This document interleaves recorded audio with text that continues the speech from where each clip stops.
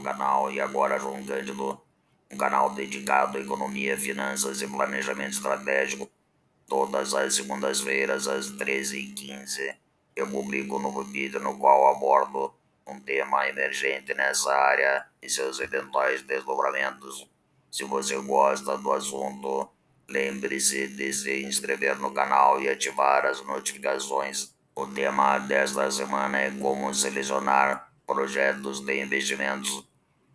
Longe de querer esgotar o tema, o que eu pretendo aqui é dar um panorama bastante superficial e apresentar algumas ferramentas que podem ser úteis ao processo de tomada de decisão quando se trata de projetos de investimentos. Antes de tratarmos propriamente da seleção de projetos de investimentos, há alguns conceitos que devem ficar bastante claros, porque nós vamos utilizá-los no transcorrer do vídeo de hoje. O primeiro conceito que eu gostaria de abordar é o custo de oportunidade, definindo assim bastante sinteticamente é o rendimento perdido ao se optar por outro investimento. Então, se você tem um dinheiro aplicado na poupança e vai retirar esse dinheiro para aplicar num projeto de investimentos, você vai deixar de ter o rendimento da poupança. Então, o rendimento da poupança vai ser o seu custo de oportunidade. E o próximo conceito está bastante vinculado a isso, que é a taxa mínima de atratividade. Ela fica sendo o menor rendimento aceitável para trocar de investimento. Então, voltando ao exemplo da poupança, nenhum projeto de investimento que renda menos do que o rendimento da poupança será atrativo para você.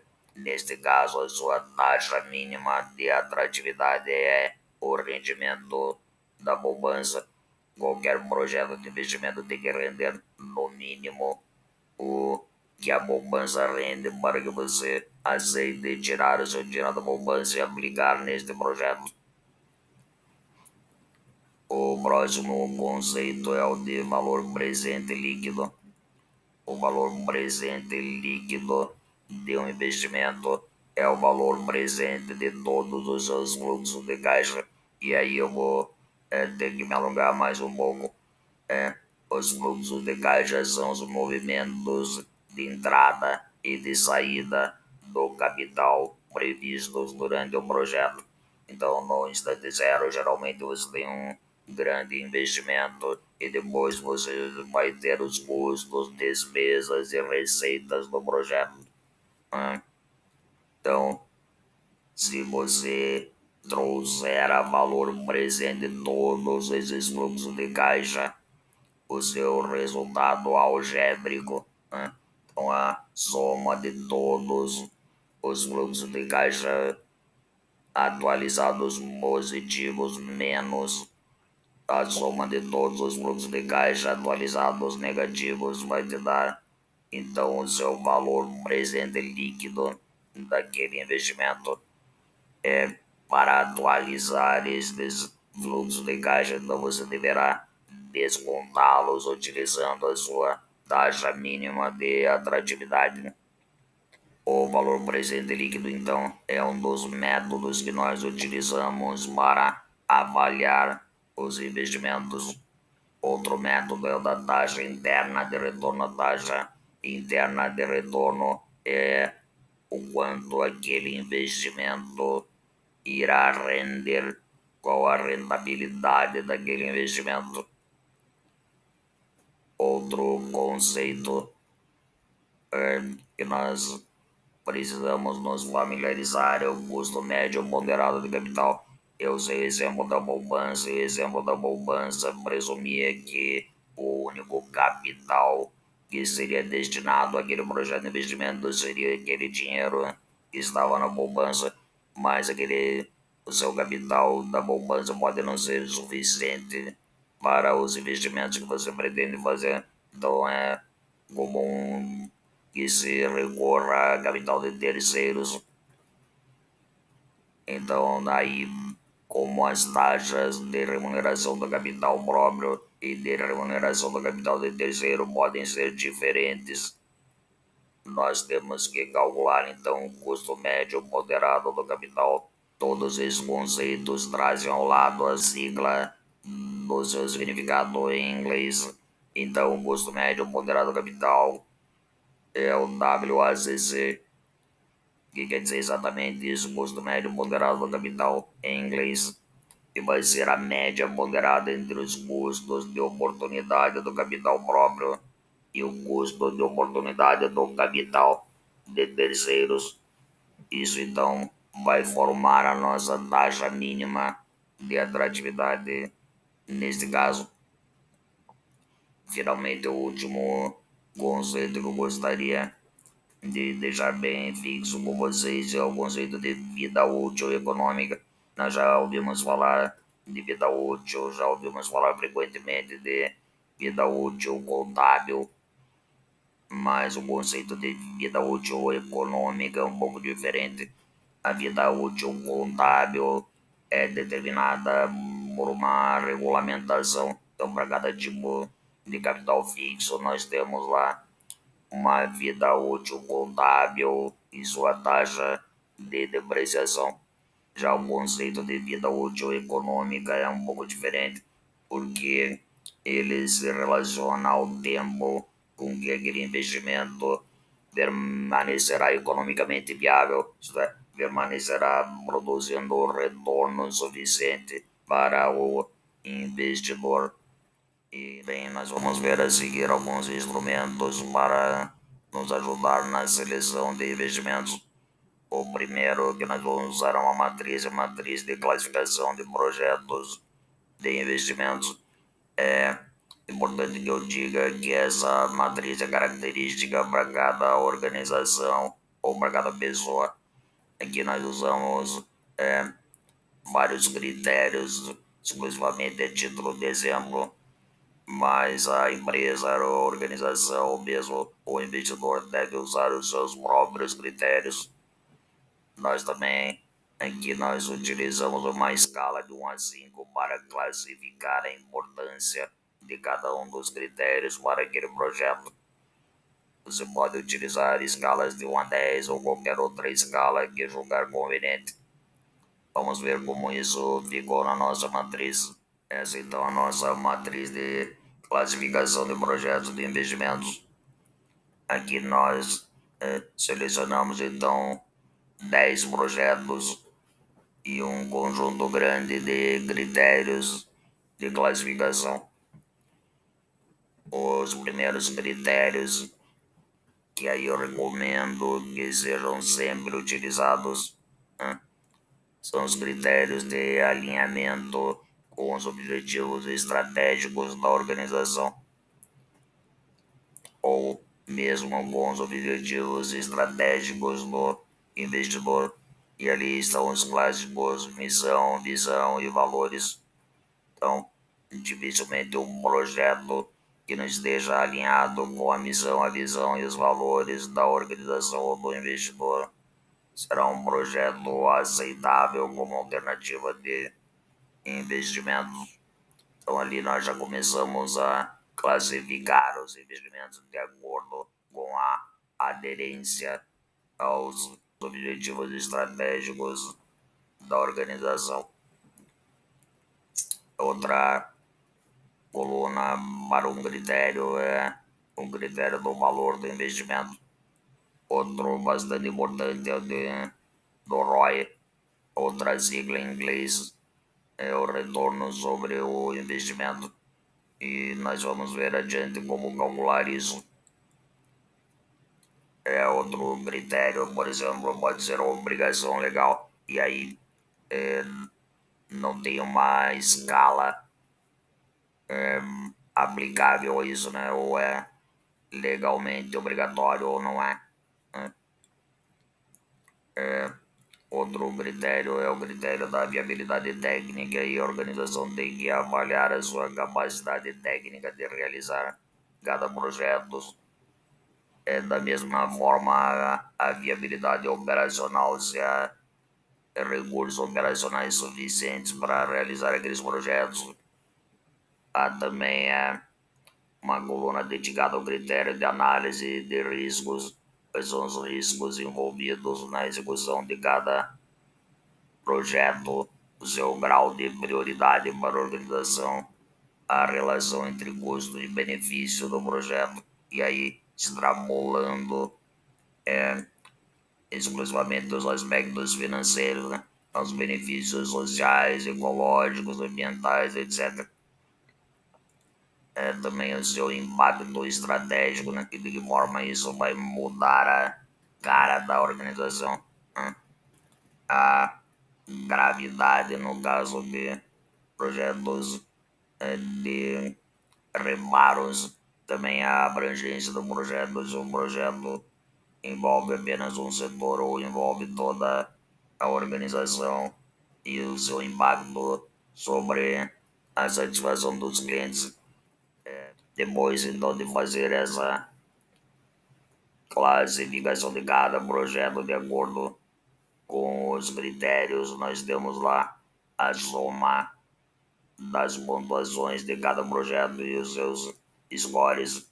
Então, nós temos lá, numa escala de gordos, projetos com maior score, como o projeto B, que tem o maior score, que é 55, até o projeto D, que é o que tem o menor score.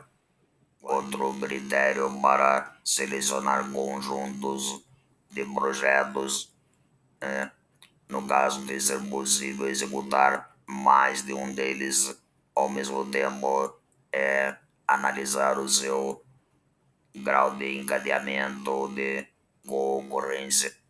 E aí nós usamos três critérios para classificá-los. São projetos independentes, são projetos contingentes ou são projetos excludentes ou mutuamente exclusivos. Vamos utilizar também um quadro que vai nos ajudar a organizar os projetos de acordo com esses critérios. Então, aqui na primeira coluna, nós temos os projetos ditos contingentes, que isso significa que para executar um projeto I, você precisa antes de executar o projeto A, ou que o projeto A tem como consequência a execução do projeto I. Da mesma forma que para executar o projeto G, você precisa antes executar o projeto C. Portanto, o projeto G só pode ser executado após a conclusão do projeto C. Finalmente, nós temos aqui o projeto E, que deve ser executado antes da execução do projeto J. O projeto J só poderá iniciar após a conclusão do projeto E.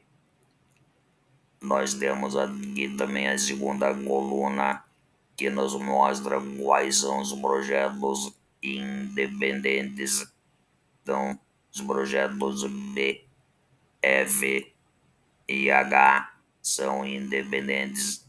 Lembram daqueles projetos que eram obrigatórios por imposição legal?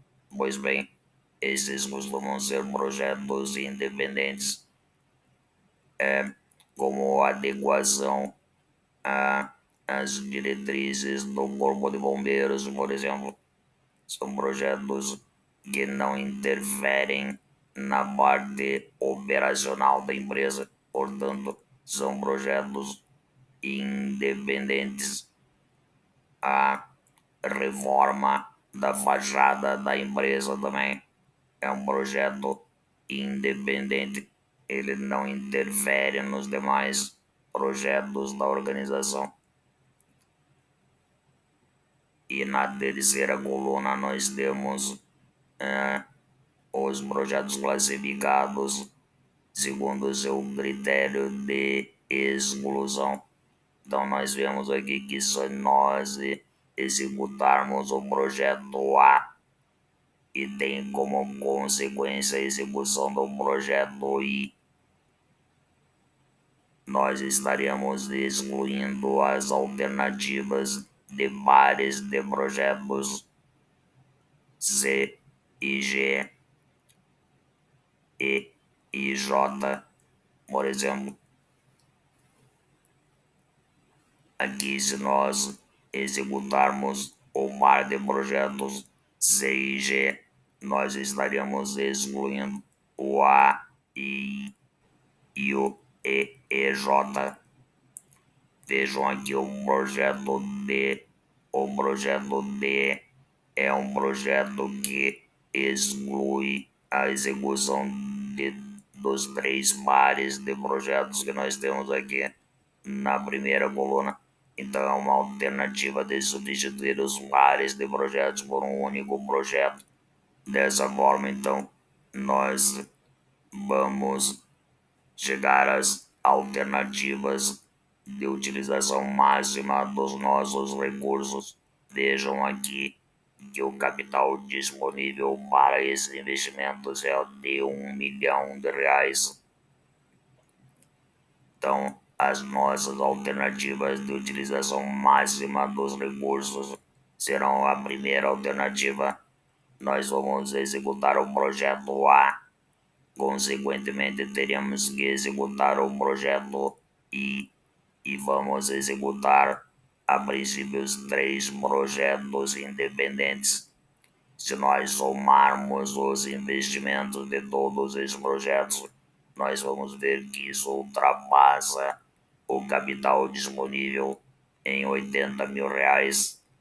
Portanto, nós vamos ter que abrir mão de um dos projetos para encaixar o orçamento na nossa disponibilidade de capital. Para isso, nós vamos descartar o projeto independente de menor investimento, por exemplo, a reforma da fachada da organização. Com isso, nós nos encaixamos no capital disponível de 1 milhão, porque o nosso orçamento ficará, então, de R$ 930 mil de investimentos. A segunda alternativa, então, nós não vamos executar o projeto A, e sim o par de projetos contingentes G e C, e também vamos estudar a execução dos projetos independentes. Novamente, ao somarmos os investimentos de todos esses projetos, nós vamos extrapolar as nossas disponibilidades de capital. Assim, novamente, nós vamos descartar aquele projeto independente de menor investimento, e assim o nosso orçamento ficará em 910 mil, portanto, dentro da disponibilidade de capital. A terceira alternativa, então, é executar o par de projetos JE e os três projetos independentes. Novamente, ao somarmos os investimentos, nós extrapolamos a disponibilidade de capital. Descartamos o projeto independente H, que é o de menor valor entre os independentes, e ficamos com um orçamento de 910 mil. E finalmente nós vamos descartar todos os projetos contingentes e vamos substituí-los pelo projeto D, juntamente com os demais projetos independentes. Novamente extrapolamos o orçamento de disponibilidade de capital e descartamos o projeto H, que é o de menor investimento, encaixando, portanto, nas disponibilidades com orçamento de 930 mil.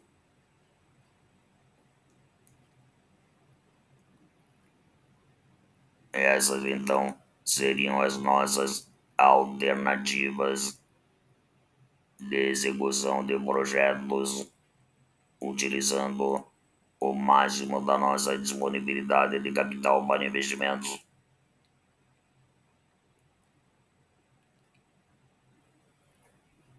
aliando esta análise com as demais. Isso vai nos ajudar a decidir quais são os projetos que nós iremos selecionar. O último critério que eu gostaria de ter com vocês é o da análise da viabilidade econômica do investimento. Nós temos então os nossos 10 investimentos com o valor inicial do investimento e teremos que projetar o fluxo de caixa de cada um desses investimentos. Então aqui nesta planilha eu coloquei os nossos 10 projetos e de maneira bastante sintética eu fiz uma projeção dos fluxos de caixa anuais de cada um desses projetos.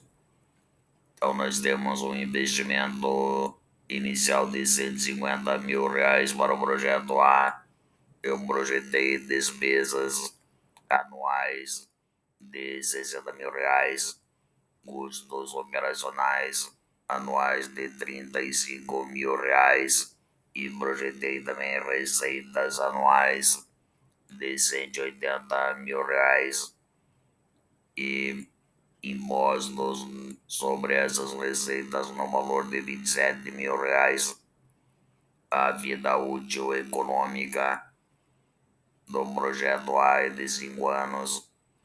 E se nós deduzirmos então das receitas as despesas, os custos e os impostos, nós vamos obter então para o projeto A um fluxo de caixa líquido positivo de R$ 58.000. Lembrem que os projetos B e H são projetos que têm uma imposição legal para serem executados. Então, aqui não cabe a gente avaliar a viabilidade econômica desse tipo de projeto, porque eles não devem, inclusive, trazer receitas. Assim, para os demais projetos, nós fizemos as projeções, então, e vamos usar esses dados para fazer a nossa análise de viabilidade econômica, para a gente enxergar bem como isso ficou nas nossas projeções. Nós podemos usar aqui um diagrama de fluxo de caixa, uma imagem gráfica dos fluxos de caixa do projeto A, por exemplo. Então nós temos no instante zero um investimento no valor de R$ 150.000, portanto, uma saída de caixa, um pagamento, um fluxo de caixa negativo.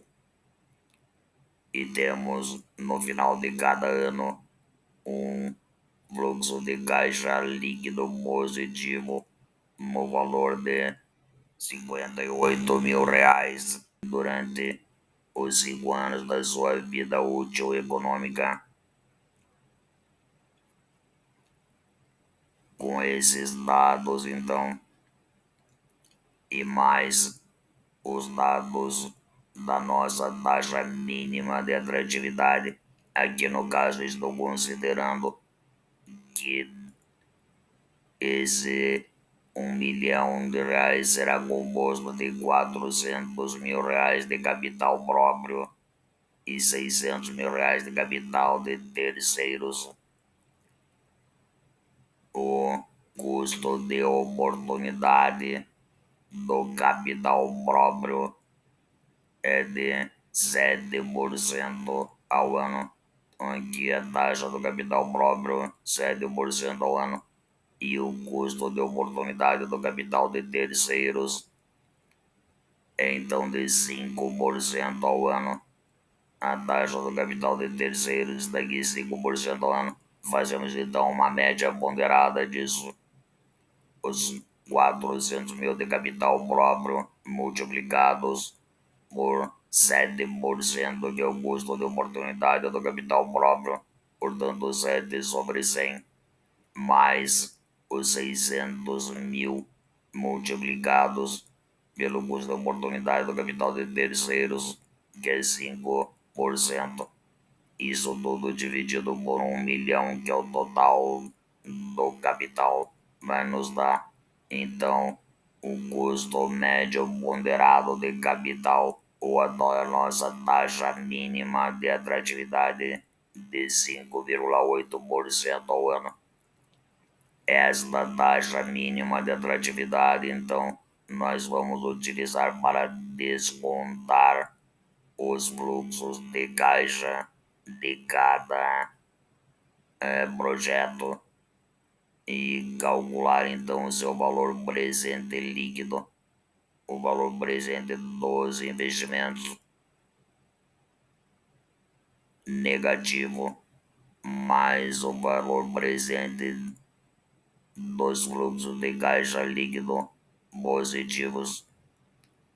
Então vai nos dar para o projeto A um valor presente líquido positivo de 90 mil, para o projeto C um valor presente líquido negativo de 59 mil. Então, um valor presente líquido negativo significa que o projeto não é viável economicamente.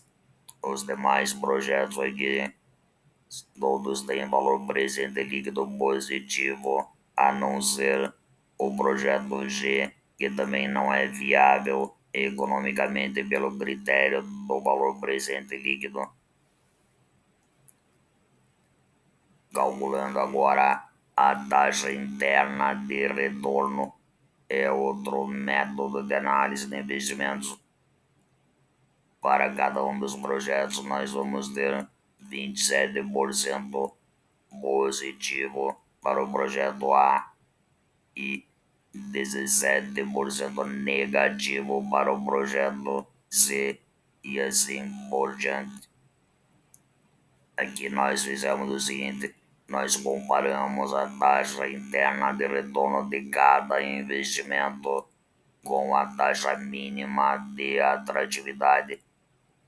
Então, dividindo a taxa interna de retorno pela taxa mínima de atratividade, nós vamos obter um número. Se esse número for maior do que 1, significa que a taxa interna de retorno é maior do que a taxa mínima de atratividade e, portanto, o projeto é economicamente viável. Já se a taxa for menor do que 1, o projeto não é economicamente viável. E nós vemos então que esses critérios do valor presente líquido e da taxa interna de retorno são critérios equivalentes, porque dão o mesmo resultado com relação à viabilidade. Então, para os projetos que têm valor presente líquido positivo, nós temos também uma taxa interna de retorno maior do que a taxa mínima de atratividade. Aqui cabe ressaltar que o método da taxa interna de retorno deve ser utilizado com cuidado, porque no nosso caso nós temos apenas um investimento e uma sequência de retornos líquidos. Mas se nós tivéssemos mais um investimento, aqui por exemplo no período 3, nós teríamos uma taxa interna de retorno para o fluxo de caixa de 1 a 3 e outra taxa interna de retorno para o fluxo de caixa de 3 a 5. Assim, para cada inversão de fluxo de caixa positivos e negativos, nós teremos uma nova taxa interna de retorno. A taxa interna de retorno é, conceitualmente, a taxa de desconto dos fluxos de caixa que faz com que o valor presente líquido seja igual a zero, isto é, faz com que o valor presente do investimento seja igual ao valor presente dos fluxos de caixa positivos descontados ao período zero. Para calcular a taxa interna de retorno, nós podemos utilizar a simulação do desconto do fluxo de caixa a várias taxas e depois usar o artifício da interpolação linear para achar uma taxa intermediária. Mas eu recomendo o uso de uma calculadora financeira da HP2C, por exemplo, ou então da função TIR do Excel. Bem, esse foi o nosso tema dessa semana. Espero novamente que ele tenha sido útil e interessante. Grato pelo apoio ao canal e os aguardo na próxima segunda-feira, às 13h15. Até lá!